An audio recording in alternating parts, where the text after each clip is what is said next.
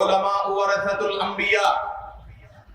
সমাজে বহু শ্রেণী পেশার মানুষ আছে, সমাজের প্রতি অনেকের অনেক ধরনের অবদান আছে, কিন্তু নবী করিম সাল্লাল্লাহু আলাইহি ওয়াসাল্লাম শুধুমাত্র আলেম সমাজকে, উলামায়ে কেরামকে আম্বিয়া আলাইহিমুস সালাতু ওয়াস সালাম, নবী রাসূলগণের প্রতিনিধি, তাদের ওয়ারিস, তাদের উত্তরাধিকারী হিসেবে আল্লাহ রাব্বুল আলামিনের রাসূল নবী করিম সাল্লাল্লাহু আলাইহি ওয়াসাল্লাম উল্লেখ করেছেন।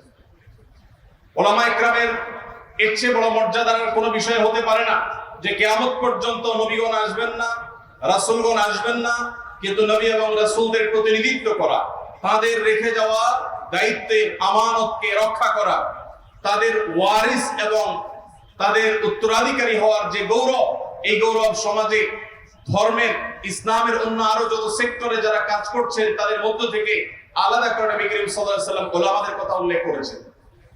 তাহলে একদিকে আমরা দেখি উলামায়ে কেরামের মর্যাদা আল্লাহ এবং তার রাসূলের কাছে আকাশচুম্বী।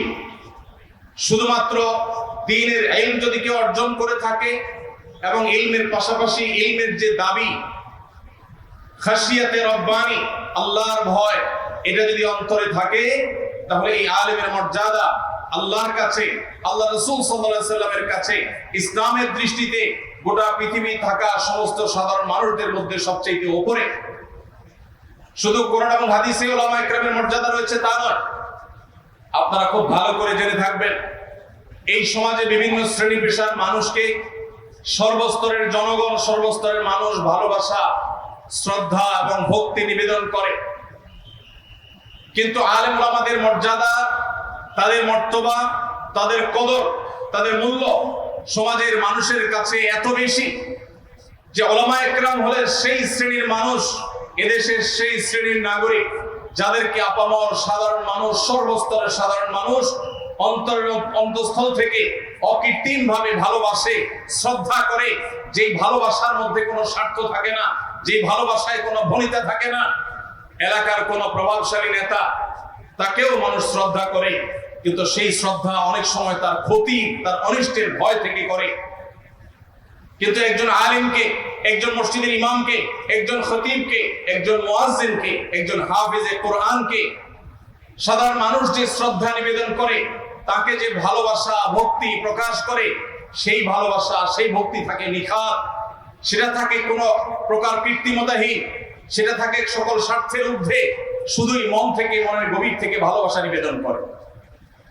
আলেমের লেবাস ধারণ করে, আলেমদের বেশভূষা ধারণ করে, আলেমদের পরিচয় ধারণ করে কোনো মানুষ যদি কোনো প্রতারণা করে, কোনো অপকর্ম করে, কোনো ভুল কাজ করে, কোনো অপরাধে লিপ্ত হয়, সমাজের সর্বস্তরের মানুষ অবাক হয়ে যায়, বিস্মিত হয়ে যায়, কিভাবে সম্ভব? আলেম ওলামাদের দ্বারা তো কোনো অকারেন্স করা সম্ভব হয় না সচরাচর। আলেম ওলামাদের লেবাসধারী লোক কিভাবে অপকর্ম করলো, কোনো অপরাধে লিপ্ত হলো? মিডিয়াগুলো আলাদা করে নিউজ করে, অনেক মিডিয়া হয়তো নিউজ করে আলেমদেরকে পচাবার জন্য, অনেক মিডিয়া হয়তো নিউজ করে আলেমদেরকে তাদের মর্যাদাকে কমাবার জন্য, অথচ তাদের নিউজই বলে দিচ্ছে আলেম সমাজের প্রতি এদেশের মানুষের ভক্তি, শ্রদ্ধা এত বেশি রয়েছে যে উলামায়ে কেরামের লেবাস ধারণ করে কেউ কোনো ভুল বা অন্যায় কাজ করলে মিডিয়াগুলো সেটাকে ফলো করে, প্রকাশ করে, এবং মানুষ অবাক হয়, বিস্মিত হয়। এটা নিউজ হয় এই জন্য যে আলেমরা আবার কিভাবে অপরাধ বা অপকর্ম করতে পারে। আমি বিষয়টিকে এভাবে বলি, 500 বা 1000 টাকা নোটের সাধারণত নকল হয়, 10 টাকার নোটের নকল হয় না। উলামায়ে কেরামের লেবাস ধারণ করে কেউ প্রতারণা করতে পারে, কিন্তু যারা সচরাচর অনেক অন্যায় অপরাধে লিপ্ত হয়, তাদের লেবাস ধারণ করে কেউ কোনো প্রতারণা সাধারণত করে না। আলেম সমাজের যে মর্যাদা আমাদের সমাজে রয়েছে, এটি সমাজে ইমাম সাহেব, খতিব সাহেব, উলামায়ে কেরামের প্রতি মানুষের ভালোবাসার দিকে তাকালে আপনি দিনের আলোর মতো আপনার কাছে পরিষ্কার হয়ে যাবে তাদেরকে কিভাবে তারা ভালোবাসেন। সম্মানিত ভাইরা, উলামায়ে কেরামের যে মর্যাদা রয়েছে, সেই মর্যাদার প্রকাশ ঘটে ওয়াজ মাহফিলগুলোতে। আমি প্রায় সময় বলার চেষ্টা করি, এদেশের মানুষের বছর জুড়ে যত রকমের সমাবেশ হয়, যত রকমের গণসমাবেশ হয়, জনসাধারণের উপস্থিতি হয়, এর মধ্যে ওয়াজ মাহফিলগুলো, জুমার মসজিদের মিম্বরগুলো এদেশে সাধারণ মানুষের স্বতঃস্ফূর্ত অংশগ্রহণে, তাদের অন্তঃস্থল থেকে খুশি মনে তাদের স্বেচ্ছায় প্রকৃত অর্থে জনগণের সমাবেশ শুধু এগুলোকে বলা চলে, কারণ এখানে মানুষ আসে নিজের খরচে, নিজের গরজে, আবার এসে মাহফিলকে পরিচালনা করবার জন্য পয়সা কড়ি দিয়ে তারপরে যায়। এখানে আসতে হলে কাউকে খিচুড়ি বা বিরিয়ানি দিতে হয় না, এখানে আসতে হলে কাউকে টাকা দিতে হয় না, উৎকোচ দিতে হয় না, গাড়ি ভাড়া করে দিতে হয় না, বাস রিজার্ভ করে আনতে হয় না। এদেশের প্রকৃত যে গণসমাবেশ আছে এই সকল সমাবেশগুলো পরিচালনা করে থাকেন ওলামায়ে কেরাম। ওলামায়ে কেরামের ডাকে লাখো লাখো মানুষ নিজের পকেটের টাকা, গাঁটের টাকা খরচ করে আসে। এরকম সমাবেশ সারা দেশের প্রতিটা গ্রামে গঞ্জে, প্রতিটি উপজেলায়, জেলায়, শহরে, বন্দরে, সব জায়গায় যে মানুষের সমাবেশ হয়ে থাকে, এই সমাবেশগুলো হলো প্রকৃত গণমানুষের সমাবেশ, যেখানে কোনো প্রকার ফোর্স নেই, যেখানে কোনো প্রকার অর্থকড়ি, কোন প্রকার সুযোগ সুবিধা বা কোনো স্বার্থের কোনো ব্যাপার স্যাপার থাকে না। শুধু তাই নয়, ওয়াজ মাহফিল গুলো, মসজিদের মিম্বর গুলো এই সমাজকে কি দিয়েছে সেটি দেখবার জন্য আপনি মাহফিলের আয়োজনের দিকে তাকাতে পারেন। এত বিশাল বড় আয়োজন, গোটা দেশের আদর্শ মাহফিল গুলোর একটি। এই মাহফিল পরিচালনা করবার জন্য কিছু ভলান্টিয়ার ভাইরা স্বেচ্ছায় কাজ করছেন আল্লাহকে খুশি করবার জন্য। এটাকে নিয়ন্ত্রণ করতে আইন শৃঙ্খলা রক্ষাকারী ভাইদের বিশেষ কোন কসরত তাদের করতে হচ্ছে না। শুধু এই মাহফিল কেন, লক্ষ লক্ষ মানুষের ওয়াজ মাহফিল, লক্ষ লক্ষ মানুষের ইসলামিক সম্মেলন, লক্ষ লক্ষ মানুষের আয়োজনে বড় বড় ইসলামিক প্রোগ্রামগুলো, এইসব প্রোগ্রামগুলোকে নিয়ন্ত্রণ করবার জন্য শত শত পুলিশ বাহিনীর প্রয়োজন হয় না। এই ওয়াজ মাহফিলগুলোতে যে শান্তির বার্তা দেওয়া হয়, শৃঙ্খলা শেখানো হয়, নীতি নৈতিকতা শেখানো হয়, মানুষকে আদর্শ শেখানো হয়, সেটা হলো এই ওয়াজ মাহফিলগুলোর কোন প্রকার আইন শৃঙ্খলা রক্ষাকারী বাহিনীর ভাইদের বিশেষ কোন পরিশ্রম ছাড়া, তাদের বিশেষ কোন উদ্যোগ ছাড়া এই মাহফিলগুলো যে টিকে থাকে, এগুলো যে সুচারুরূপে সম্পন্ন করা যায়, এটি হলো এই ওয়াজ মাহফিলগুলো থেকে শান্তি শৃঙ্খলার যে বার্তা দেওয়া হয় তার একটা প্রমাণ। ভাইরা আমার, 200-500 মানুষের কোনো মেলা হলেও, সাধারণ কোনো প্রোগ্রাম হলেও সেখানেও দেখা যায় 1-2 গাড়ি পুলিশ ভাইদেরকে সারাক্ষণ ব্যস্ত থাকতে হয়। তারপর নানা অকারেন্সের ভয় থাকে। শত শত হাজার হাজার ওয়াজ মাহফিল হয়, প্রত্যেকটা মসজিদে জুমার দিন শত শত হাজারো মানুষের উপস্থিতি হয়, কিন্তু আলহামদুলিল্লাহ সেখানে কোনো প্রহরার প্রয়োজন হয় না, সেখানে কোনো অশান্তি নেই, সেখানে কোনো দাঙ্গা নেই, সেখানে কোনো হাঙ্গামা নেই, সেখানে কোনো মারামারি নেই। এগুলো থেকে প্রতীয়মান হয় যে ওলামায়ে কেরাম এ দেশকে কোথায় নিয়ে যেতে চান, তাদের অবদানের জায়গাটা কোথায়। তারা এদেশের মানুষকে শান্তি, শৃঙ্খলা, নীতি, নৈতিকতা, আদর্শ এবং মানুষ হতে শিখান, খাঁটি মুসলমান হতে শিখান। ভাইরা আমার, ওলামায়ে কেরামকে আল্লাহ রাব্বুল আলামিন যে পাওয়ার দিয়েছে, এই পাওয়ার সম্পর্কে আমরা অনেকে জানি না। 2010 সালের হিসাব অনুযায়ী আমাদের দেশে 3.25 লক্ষ মসজিদ ছিল। সেটা এখন অর্থাৎ 14 বছর পরে এসে নিশ্চয়ই প্রায় 4 লাখের মতো হবে। 4 লক্ষ মসজিদ এদেশে যদি থাকে, এই মসজিদগুলোর ইমাম এবং মুয়াজ্জিন মিলে কমপক্ষে 8 লক্ষ মানুষ আছেন যারা এই মসজিদগুলোতে কাজ করছে। মসজিদগুলোর যে চেইন আছে, এই চেইন গোটা দেশের এমন কোন জায়গা নেই, গ্রাম হোক আর শহর হোক, যেখানে মসজিদ নেই, যেখানে ইমাম সাহেব নেই, মুয়াজ্জিন নেই, খতিব নেই। এই যে মসজিদগুলোর বিশাল বিস্তীর্ণ বড় নেটওয়ার্ক সারা দেশে ছড়িয়ে ছিটিয়ে আছে, মসজিদগুলোকে আবাদ করছেন 4 লক্ষ মসজিদকে কমপক্ষে 8 লক্ষ মানুষ। এক একটা মসজিদে জুমার দিন যদি গড়ে 150 করে মানুষ নামাজ পড়তে আসেন, খতিব সাহেবের খুতবা বা বয়ান শোনার জন্য আসেন, তাহলে 4 লক্ষ মসজিদে গড়ে যদি 150 করে মানুষ হয়, 6 কোটি মানুষ হয়। প্রতি সপ্তাহে দুপুর 12:30 থেকে 1:30 পর্যন্ত এই সময়ের মধ্যে সারা দেশের ইমাম সাহেবগণ, খতিব সাহেবগণ, ওলামায়ে কেরাম, আলেম সমাজ, তারা 6 কোটি মানুষকে অফলাইনে সশরীরে উপস্থিত হওয়ার পর তাদেরকে তারা গাইড করতে পারেন, পথ নির্দেশ করতে পারেন, ওলামাদের কথা শুনবার জন্য, খুতবা শ্রবণ করবার জন্য 6 কোটি মানুষ সপ্তাহে একবার মসজিদে সমবেত হয়। শুধু তাই নয়, একজন মানুষের সারা সপ্তাহে সবচাইতে যে টাইমটাতে তিনি মানসিকভাবে ফ্রেশ থাকেন, যে টাইমটাতে তিনি সবচাইতে বেশি মানসিকভাবে উদ্যমী থাকেন, সেই সময়টাতে তিনি মসজিদে মিম্বরের সামনে বসে থাকেন।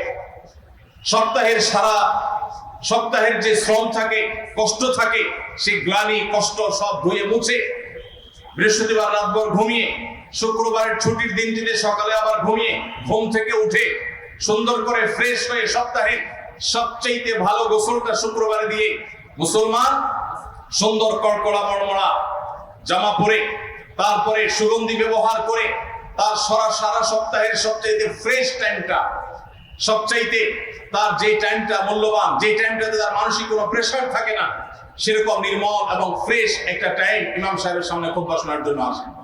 এদেশের যত মিডিয়া আছে, যতগুলো টেলিভিশন চ্যানেল আছে, যতগুলো রেডিও চ্যানেল আছে, একযোগে সমস্ত টিভি চ্যানেলে দর্শক সবচেয়ে পিক টাইম রাত 9টা থেকে 10টা যদি ধরি আমি, এই সময়ের মধ্যে সমস্ত টিভি চ্যানেলের দর্শক একত্র করলে যে প্রতিদিন রাত 9টা থেকে 10টা এই টাইমে পিক টাইমে সকল টিভি চ্যানেলের দর্শকের সংখ্যা কেমন হতে পারে, আমার বিশ্বাস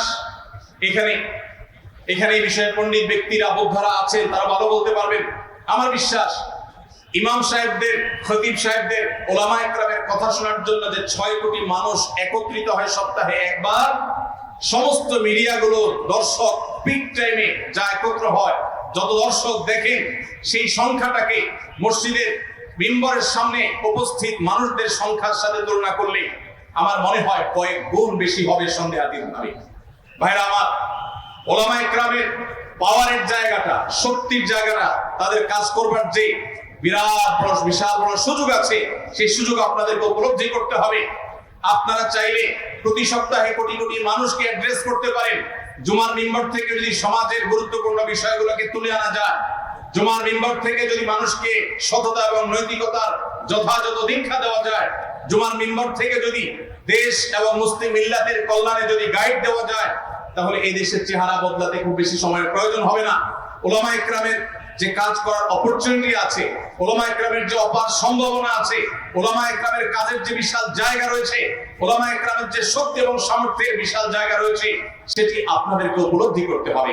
সম্মানিত ভাইরা আমার, ওলামা একরাম আজ দীর্ঘ কয়েক যুগ ধরে এদেশের স্বাধীনতার পর থেকে আজ পর্যন্ত মাহফিলের মঞ্চ থেকে অথবা মসজিদের মিম্বর থেকে কিংবা মিডিয়া থেকে ওলামা একরাম তাদের জায়গাগুলো থেকে এই সমাজের জন্য যে অবদান রেখেছেন, সে বিষয়ে কথা বললে অনেক দীর্ঘ সময় কথা বলতে হবে। আমি শুধু কয়েকটি উপমা দিতে চাই। এদেশে প্রত্যেকটা সম্পদে যথাযথ হক দেওয়ার ব্যাপারে, বোনদের হক, ফুফুদের হক দেওয়ার ব্যাপারে এবং মেয়েদের হক দেওয়ার ব্যাপারে, বাবার সম্পদে, মায়ের সম্পদে ভাই বোনদের ন্যায্য এবং ন্যায়ভাবে, ন্যায়সঙ্গতভাবে কোরআন যেভাবে বর্ণনা করেছে সে হারে বন্টন করার ক্ষেত্রে ওলামা একরাম শহরে, বন্দরে, গ্রামে, মাহফিলে, মঞ্চে, মিম্বরে সব জায়গায় যেভাবে তারা দীর্ঘদিন পর্যন্ত মানুষকে অ্যাওয়ারনেস করেছেন, মানুষকে যেভাবে অ্যাওয়ার করেছেন, মানুষকে যেভাবে সচেতন করেছেন, তার ফলশ্রুতিতে এদেশে এই সম্পদের সুষ্ঠু বন্টন অনেকখানি আলহামদুলিল্লাহ শুরু হয়েছে। এবং এই অবদান একচ্ছত্রভাবে আমি বলতে পারি এদেশে শুধুমাত্র ওলামা একরামের কারণেই এদেশে মানুষ সম্পদের বন্টন নিয়ে যে মারামারি, গন্ডগোল, ফাসাদ, এটা যতটুকু নিয়ন্ত্রণ হয়েছে তার জন্য সবচেয়ে বড় ক্রেডিট এদেশে ওলামা একরামের। সম্মানিত ভাইরা,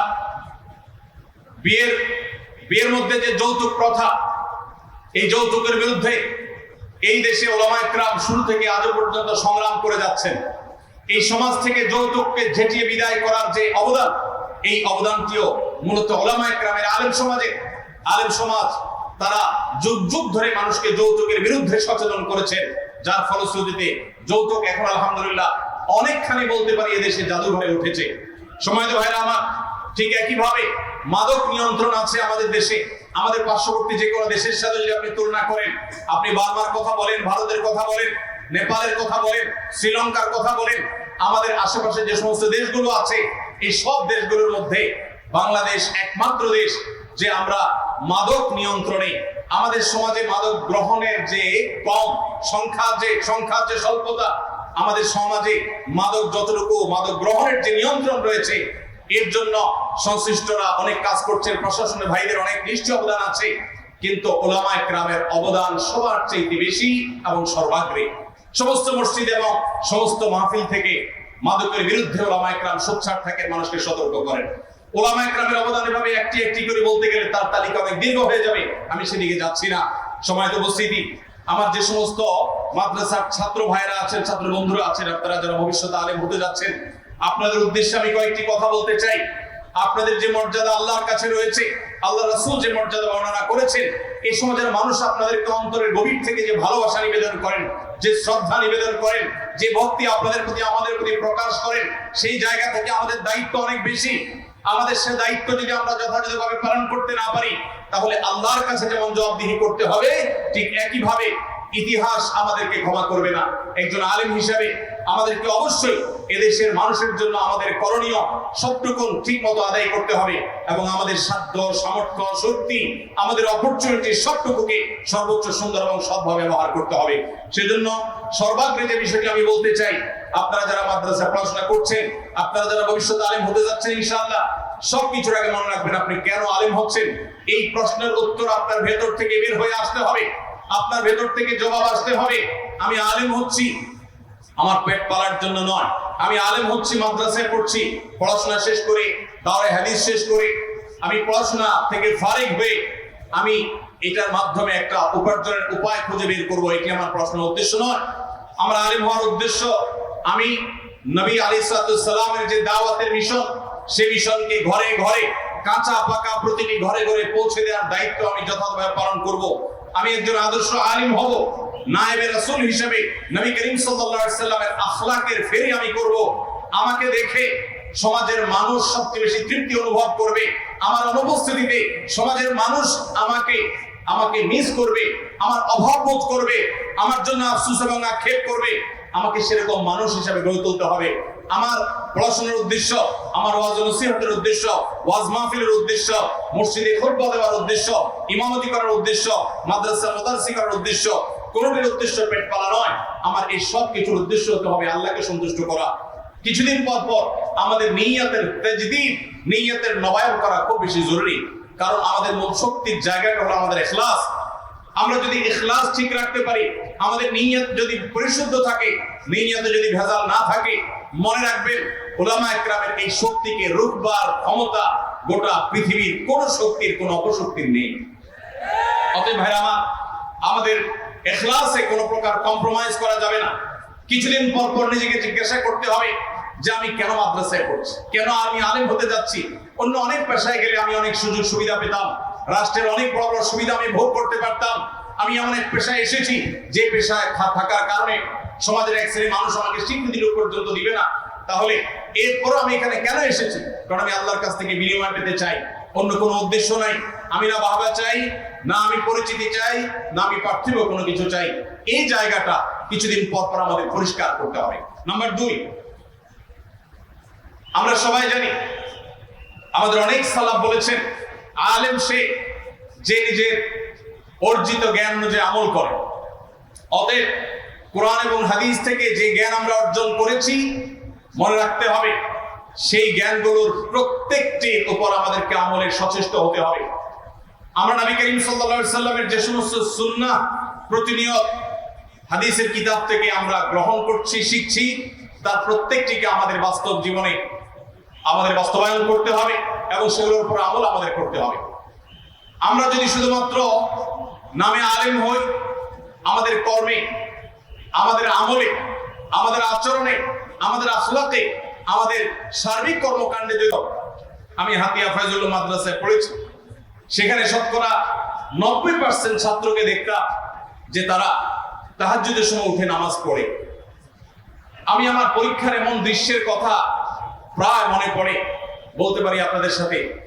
হাতিয়াতে যখন আমি পড়ি ফয়জুল্লাহ মাদ্রাসা, মুফতি ফয়জুল্লাহ রাহমাহুল্লাহ হাতে গড়া ছাত্র আমার উস্তাদ মুহতারাম মুফতি সাইফুল ইসলাম সাহেব রহমতুল্লাহি আলাইহি, আমার এই নামটি আহমদুল্লাহ নামটি যিনি নামকরণ করেছেন আমার উস্তাদে মুহতারাম উস্তাদে শফি মুফতি সাইফুল ইসলাম সাহেব রহমতুল্লাহি আলাইহির মাদ্রাসা। আমার মনে আছে যে আমি যখন নাহওয়ে মীর জামাতে পড়ি, তখন আমাদের উস্তাদ এসে পরীক্ষা নেওয়ার সময় প্রশ্ন বলে দিতেন, আমরা প্রশ্ন লিখে নিতাম। লেখার পর উস্তাদ বলতেন, যাও যার যার রুমে চলে যাও, পরীক্ষার এই প্রশ্নের জবাব লিখে নিয়ে আসো। আমরা প্রশ্ন লিখে সবাই যার যার রুমে চলে যেতাম, নির্দিষ্ট সময় দেয়া থাকতো, সবাই প্রশ্ন লিখে প্রশ্নের উত্তর লিখে আবার চলে আসতাম। কেন রুমে যেতাম?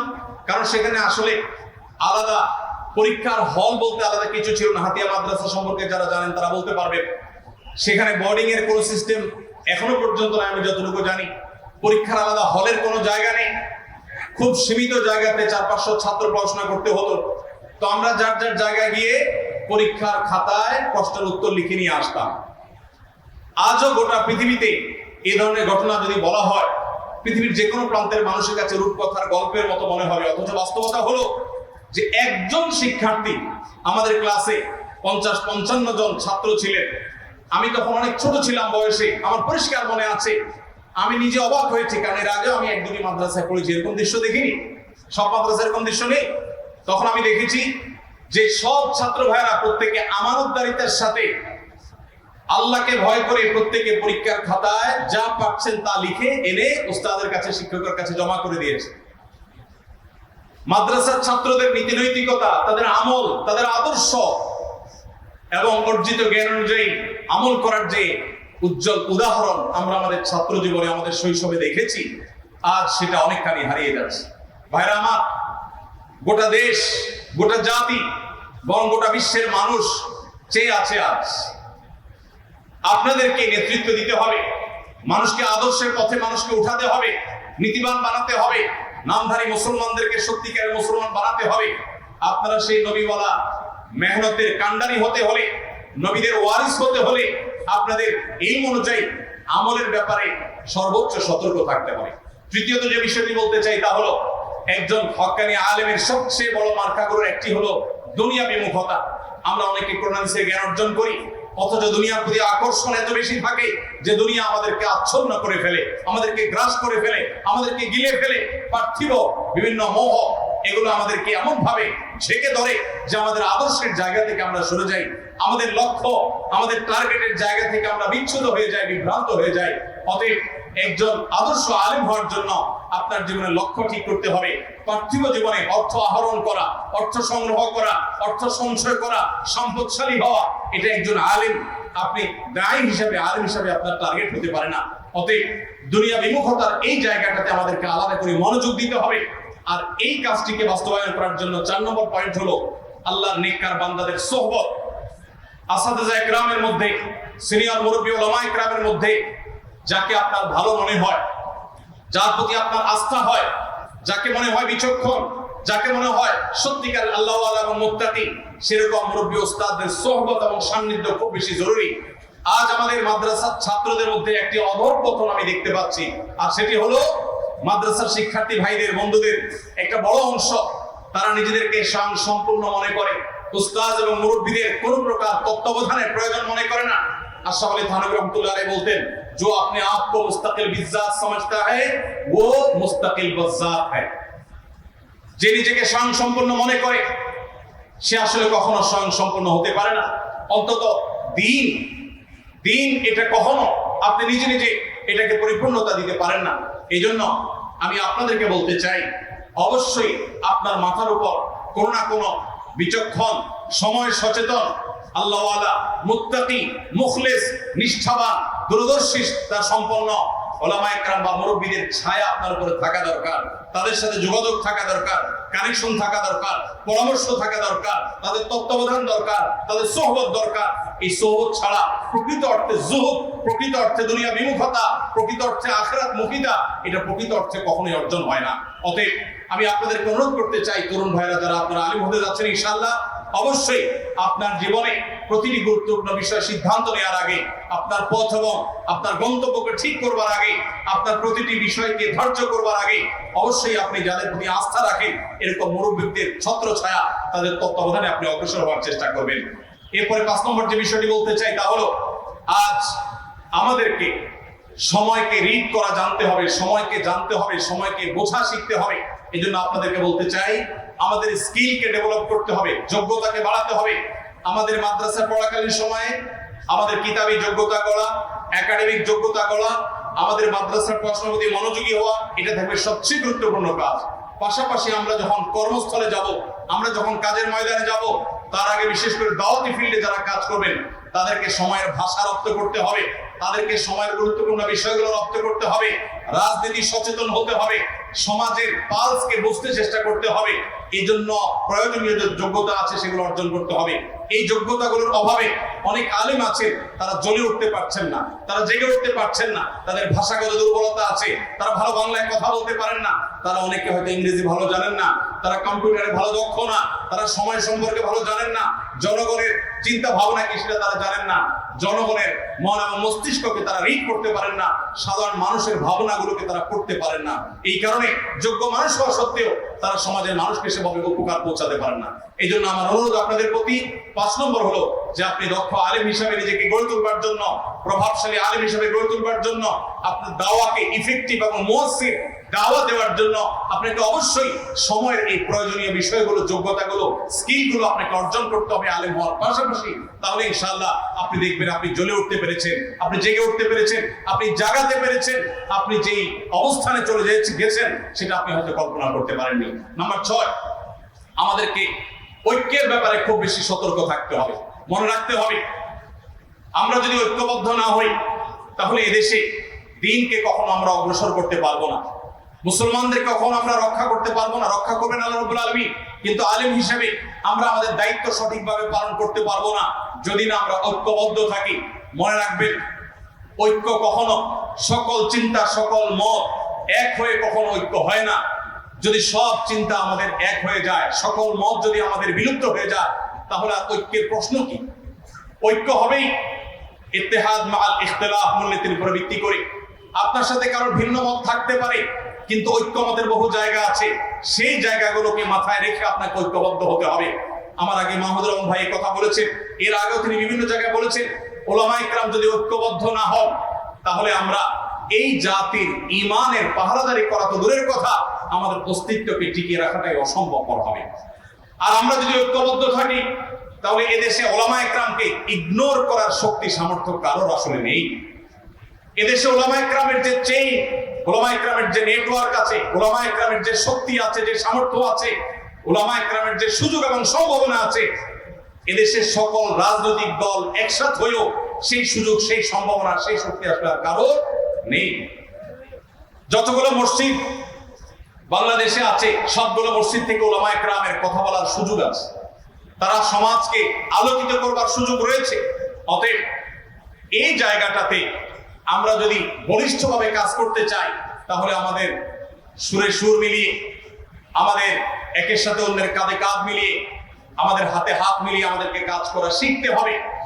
ইত্তেহাদ মাআল ইখতিলাফ, আপনার কোনো ভাইয়ের সাথে কোনো বিষয়ে ভিন্ন মত আছে, কিন্তু বহু বিষয়ে ঐক্যমত আছে। ওই ঐক্যমতের বিষয়টাকে ধরে আপনাকে আগাতে হবে। নিজের ঘরের স্ত্রীর সাথে মানুষ সব বিষয়ে একমত হয় না, কিন্তু তাই বলে তাদের একসাথে পথ চলা বন্ধ হয় না, বরং সেটাকে তারা মিনিমাইজ করে সামনে অগ্রসর হয়। আমি আপনাদেরকে অনুরোধ করতে চাই, কর্মের স্থলে, কর্মের ময়দানে যখন যাবেন, আপনারা অবশ্যই আপনার সমাজে বিভিন্ন চিন্তার মানুষ থাকলেও আপনি সবাইকে ভাই হিসাবে আপনার বুকে জায়গা দেওয়ার জন্য আপনাকে প্রস্তুত থাকতে হবে। আমি বলছি না আপনার আকীদা, আপনার মানহাজ, আপনার আদর্শ, আপনার চিন্তা চেতনাকে বিলীন করতে, সে জায়গায় আপনি অটল থাকেন, সে জায়গায় আপনি অবচল থাকেন, কিন্তু দ্বীনের বৃহত্তর স্বার্থে আপনাকে আপনার আহলে কিবলা, আহলে সুন্নাত জামাতের গণ্ডিতে থাকা মুসলমান ভাইদেরকে আপনার আপন করা শিখতে হবে, তাদেরকে সাথে নিয়ে যেতে হবে। আল্লাহ তাআলা আমাদের সবাইকে সেই তৌফিক দান করুন। ভাইরা আমার, এই হাটহাজারী এটা এদেশের সাম্প্রদায়িক সম্প্রীতির সবচেয়ে উজ্জ্বল উদাহরণ।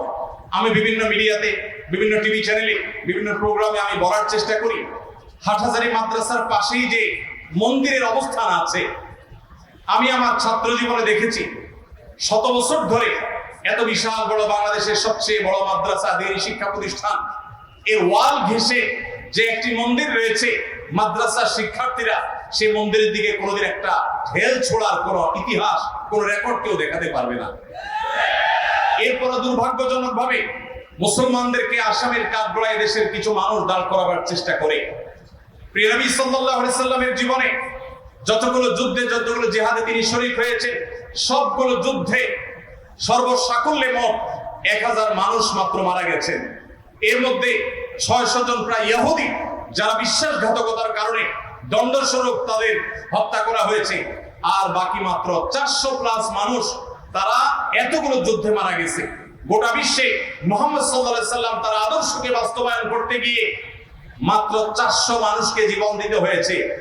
আজ মানবতার সবক আপনাকে আমাকে সকাল বিকাল যারা দিয়ে থাকে সেই মানুষগুলোর ইতিহাস হলো যে তাদের এক একটা যুদ্ধে লক্ষ লক্ষ মিলিয়ন মিলিয়ন মানুষকে তারা হত্যা করে। এরপর মুসলমানদেরকে তারা অশান্তিকামী, মুসলমানদেরকে তারা জঙ্গি, মুসলমানদেরকে তারা সন্ত্রাসী, নানা রকম অভিধায় তারা ভূষিত করে, খারাপ অভিধা। ভাইরা আমার, আমাদের এই দুর্নাম দূর করবার জন্য, এই দুর্নাম গোছাবার জন্য আমাদেরকে কাজ করতে হবে। সমাজের কোনো অসুবিধা আছে, সবার আগে আপনাকে অগ্রসর হতে হবে। আমি ইমামদেরকে বলি, আপনারা অনেকেই বিভিন্ন মসজিদের একসময় দায়িত্ব পালন করবেন। আপনার এলাকাতে ড্রেন জ্যাম হয়ে গেছে, আপনার নেতৃত্বে যুবকদেরকে নিয়ে আপনি সেটি পরিষ্কার নেমে পড়বেন। আপনার এলাকায় কোনো অসুবিধা তৈরি হয়েছে, আপনি সমাজের সব মানুষকে নিয়ে আপনার নেতৃত্বে সেই সব সমস্যাকে সলভ করবেন। আমার প্রিয় নবী সাল্লাল্লাহু আলাইহি সাল্লাম হিলফুল ফুজুল করেছিলেন মক্কাতে, হিলফুল ফুজুলের সাথে জড়িত হয়েছিলেন মক্কায় বাহির থেকে আসা মানুষদের জুলুম থেকে তাদেরকে রক্ষা করবার জন্য।